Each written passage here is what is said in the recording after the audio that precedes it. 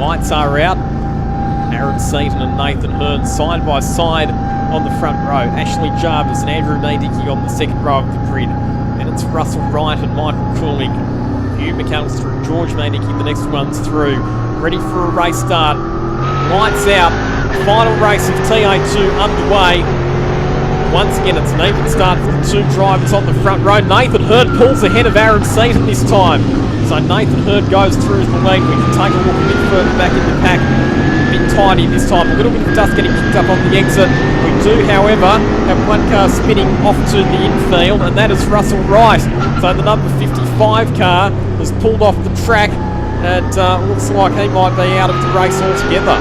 Looks like it's dropped down on the left-hand side. There's something in front of it. Really good job from Russell Wright to get that car off into a safe position where it's not going to trigger a safety car, but for the first time this weekend, Aaron Seaton is not your race leader. Nathan Herne squeezed him up on the curb at turn number 1, aggressively darted around the outside, and it is the Gulf Western Oil's Dodge Challenger that leads the way. Ashley Jarvis third, Andrew Maydickey in fourth position, and George Maydickey up into fifth spot. Yeah, that was a really good.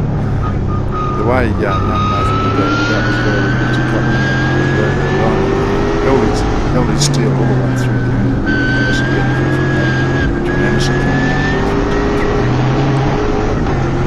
So if Aaron Seaton wants to make it a clean sweep this weekend, he is going to have to pass Nathan Herne on the track. Herne, Seaton, Jarvis, your top three. Maydickey, two Maydickey, in fact, George ahead of his father Andrew. Cooley, Kent, Ridge, McAllister and McKeldin, the top 10. I'll tell you what, the two Kubota cars, they've been not separated by very much this weekend. There's only been one car between them pretty much the entire weekend. Very similar driving styles for the pair of them, and they're going. They're great teammates, and it's all worked out well. Actually, Matt's made good ground up through there, so he's come up a spot to catch up to Hugh. Looking at our race leaders on screen, here's a super slow-mo replay. This is on lap number 1 now. Watch Russell Wright in the number 55 car just pulling off to the right-hand side of the circuit. So he's already picked up some damage there before he's even got to turn number 2. Clearly he's realised that there was a problem, and straight away he was pulling the car off to the right-hand side of the circuit, doing everything he could to get it out of harm's way. But it's a pretty significant and potentially very costly retirement for one of our main championship challenges. Back to the main straight, come out race leaders. Herne still in front ahead of Seaton and Jarvis. Top 3 just pulling away a bit from George Maydickey. 1 minute 18.7. Herne 18.6 for Seaton, then from Jarvis. Maydickey only in 19.3. I think probably. Now, actually, that's a question that I should ask you, Macca. With the tyre situation, we know that you only get 2 new tyres for a round, but what happens if you have a tyre failure and you have to replace a tyre? It's up to the scrutineers and the tyre guys to adjudicate whether or not you deserve a new tyre. But don't forget you've got 2 spare tyres, so you actually get 6 tyres marked. They're 4 previously used tyres and 2 new ones. So obviously you have to bring one of your previously marked tyres on, and they would replace that tyre for the next round. So you get one tyre for the next round. Yeah, what it probably means though is that George Maydickey is not going to be on a particularly great set of tyres for this race. He's going to be on the tyre that's going to be spinning, so that would definitely probably not say. This is a good battle on screen at the moment. Murray Kent trying to fend off Drew Ridge. Ridge sends it down the inside at turn 10, gets the move done. You can see that he was very late on the brakes there, Drew Ridge, because the car was moving around as he headed into the braking zone. He got the move done. Moves up another spot, up to 7th position now for the Central Coast driver. So Hughes actually dropped back 2 spots and to see what happened. I think that was in the rust of his end. Everyone got scattered about the missing. So Murray Kent just ahead of the 2 Kubota cars, with Hugh McAllister just ahead of Matt McKeldin. So Murray and Hugh have had an ongoing battle all weekend. As I said before, he's actually got a target paint on the back of the car where he knew out on the tape earlier. He's got a target paint on there with his name on it, so you know, again, nose to tail. And Matthew McKeldin right up behind him. Not far behind them. Peter Robinson, the man who owns the series and imports these cars from overseas. And Robbo loves a race, and he'll work his way up to beat those guys as well. So Murray Kent, we saw that he was overtaken by Drew Rich on the previous lap. Now he's under some pressure from Hugh McAllister. Hugh McAllister was one of the championship contenders for a lot of the year. Last year had a really consistent performance, kept the pressure on Ashley Jarvis all the way to the last round, and now wants to have a look down the inside of Murray Kent. Here he comes in turn 10. Oh, a bit of a bump between the two cars, and it sent Murray Kent into a spin. That's a bit of a racing incident. Yeah, he wasn't going to give any ground there. Maybe on bias locking. Oh, that'd be interesting to see that one from a different angle. Yeah. It looks like Hugh was very late on the brakes. I'm not sure. Obviously, you have to get about halfway up the inside of the car that you're trying to overtake if it's going to be considered to be a legal passing manoeuvre. So, no doubt Jeff Leeds and the other officials might be having a bit of a look at that one after the race. So in that, Hughes made himself vulnerable to Matt McKeldin. So they're nice to tone out when Robbo's bringing up the rear. The race at the front's getting very interesting because Nathan's having a full-time job keeping Aaron at bay there, and you know, he's sitting right on his tail, and of course Ashley's caught up, and it's a very hard race at the front between the two. He's doing a good job at the moment, Nathan Herne. He's been under pressure for a few laps now, but he's keeping it mistake-free. He's doing a great job. We know how fast Arab season is. Turn 10 down here. This seems to be a good passing spot. He's held straight there quite well. And of course, if these three keep battling as ferociously as they are, it won't be too long before both of them are up with them as well. So how's my forecast? I reckon George to get through. Let's have a look at the lap times. 1 minute 19.04 for both Herne and Season that time through. An 18.9 for Jarvis and an 18.7 for Medici. So George Medici, the fastest driver on the racetrack, he's close to within 3.1 seconds of the lead, and we're just seeing a replay of that incident involving Hugh McAllister and Murray Kent. We'll turn our attention back to the battle for the race lead. Ashley Jarvis sideways out of turn 4 as he tries to get the power down in the Camaro. And you are starting to see now that on the hot track and with tyres that are well worn, that the drivers are having to start to get a bit more physical with the amount of steering lock that they're applying with these cars. Probably just having to be a bit more judicious with the throttle applications as well. Absolutely cautious. It's very hard to go fast and be cautious, isn't it?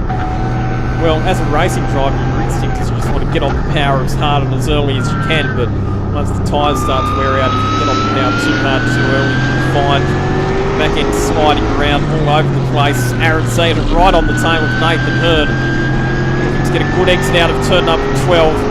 You can see the sideways movement of those cars. Seaton looks to the outside. Herne just covers his line into the braking zone for turn number 2. This is a good race, isn't it? Very good race, and there's three front guys are there. Actually, because they're racing so hard, as you said, they're making themselves vulnerable to George. He's catching up bit by bit. Another cool super slow-mo replay. We see the Kubota cars clipping one of the curbs, and you can just see the tyre distortion as well with the loads going through them. So they're very big. They're a 15-inch wheel, and they're quite high profile. They're not radial tyres. They're cross-thread, and they're not radials, and so that you get a lot of deflection on because they've got such a high tyre wheel. As a driver, how does that affect the way the car behaves? It doesn't react quickly to steering, so they're not as direct as what I think. They take quite a bit of steering, movement to move the cars. So when the tail starts moving, it wags its tail. You've got to really watch what you're doing to get control of it, which is half the fun of TA2 racing. Aaron Seaton's going to make the move here on Nathan Herne. He's going to have to force the Lismore driver into making a mistake somewhere. At the moment, Nathan Herne's keeping it smooth and mistake-free. Got a bit maybe into turn 1 and Aaron's is ready to bounce at any minute. Ashley's right there, turn your nuts. George has got even closer, so he's a couple of car lengths closer again now. Once again, George made it quicker than all the 3 race leaders. He was about half a second quicker than Nathan Herne and Aaron Seaton, so very shortly it's going to become a 4-way battle for the race lead. And another 4 turns and it's on. It'll be four cars at the front battling.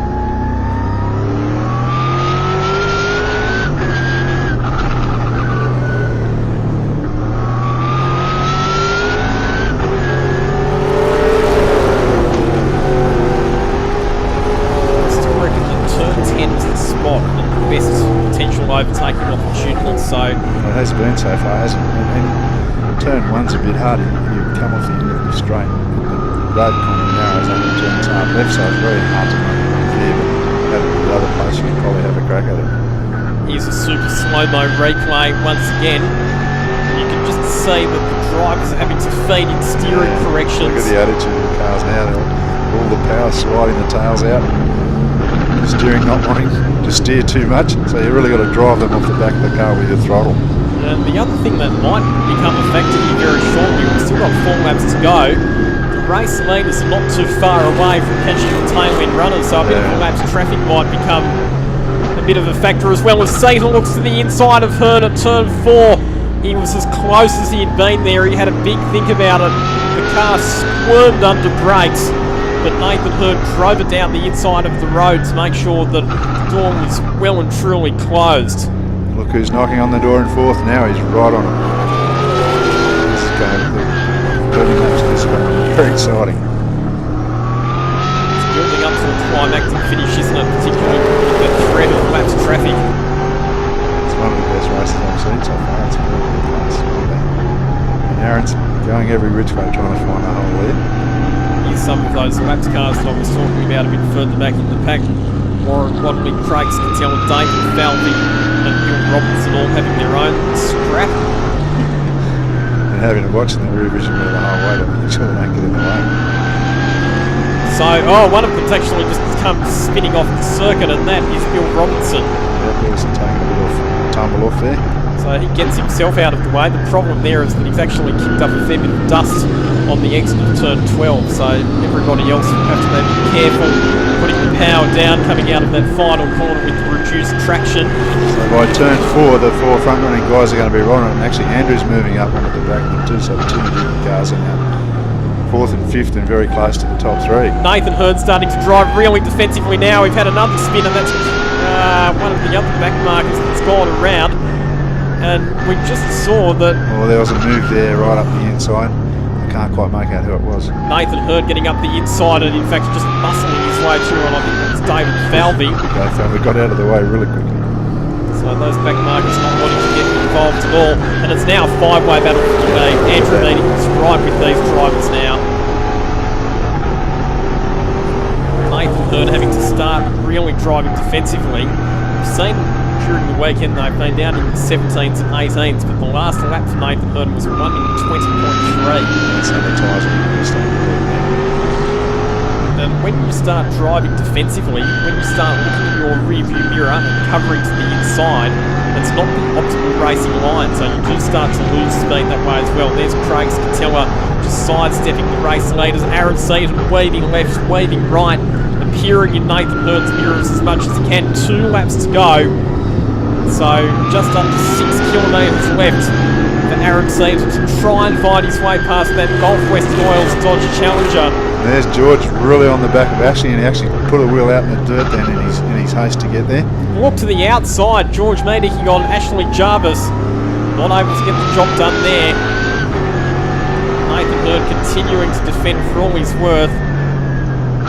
And look at this, Meadicking to the outside of Jarvis in the braking zone for turn number 7 and makes the move through. Well, that was actually into turn 6, but Meadicking up into 3rd position. So he got a better run out of turn 4. He was able to get alongside Jarvis through turn number 5 and then out-braked him into turn 6. That was very well executed. Now Ashley's got George is right on top. Sorry, Andrew's right on his tail, and he's going to pressure him all the way to the finish as well. So 1 lap to go at the end of this one. The battle for the lead well and truly on. Aaron Seaton, he's going to have one last chance to try and fight his way through. So will Aaron Seaton make it a clean sweep? Or will Nathan Herne hold on and take his first TA2 race win? We'll know the answer to that question in 3 kilometres time. Across the line they come. Herne defends to the inside as they head down into turn number 2 at the start of this final lap. Aaron Seaton in the number 8 young Castrol Harris Mustang, throwing everything at the Gulf Western Oil's Dodge Challenger. And don't count George Meadicke out of this one either. We saw some canny racecraft from him on the previous lap. He'll try and do the same thing to Aaron Seaton. He comes ranging up on the outside of Seaton coming out of turn number 4. He'll look to get the better drive out of the corner. We've had another incident. Hugh McAllister's run off on turn 1. He's dropped quite a few positions now. He's just coming back on in front of Dave Falvey. So it looks like there's no damage on his back in it, but he's dropped right back there. That's a shame for Hugh McAllister, who was inside the top 10 as George Meadicke gets a really good exit from turn 7, heading down the hill towards the bowl, the long sweeping left-hander at turn number 8. And now it's Aaron Seaton who's having to play a bit of defence because he's got George Meadicke right behind him. 3 corners left to run. Meadicke looking for a way past Seaton. Seaton looking for a way past Nathan Herne. There's a yellow flag there at turns 11 and 12 because of the incident that happened a bit earlier in the lap. Out of the last corner he comes, and it's going to be the first race victory in the TA2 Muscle Car Series. Congratulations to Nathan Herne. He is your winner of race number 4 of the weekend. An absolute thriller here at Morgan Park Raceway. What a great drive by that young man. Absolutely excellent. What a thriller race. Unfortunately, it started in rather hectic circumstances due to that multi-car incident that we saw.